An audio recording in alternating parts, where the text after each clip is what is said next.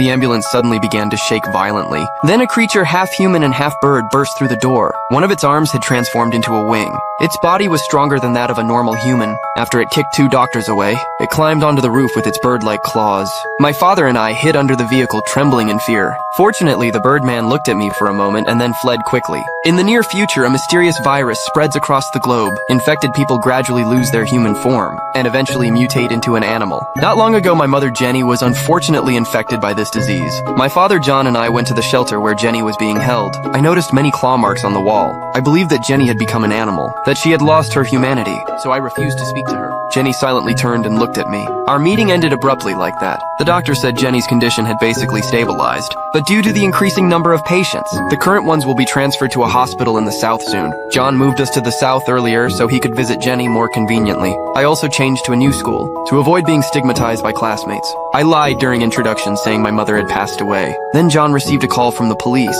The truck transporting the patients had crashed. It rolled down a slope and plunged into a lake. More than 40 mutated patients on board were severely injured or killed, and Jenny's whereabouts were unknown. That night, John hung clothes outside, hoping that Jenny would find us by scent, but I resisted. I believed she had already forgotten us long ago. The next day at school, I participated in a tug of war. Originally depressed, I somehow pulled 4 people on the other side by myself. I realized that I was changing. Before class even ended, I hurried home, and using a tweezer, I pulled an animal-like claw from under a broken fingernail. I knew I too had been infected with the mutation virus.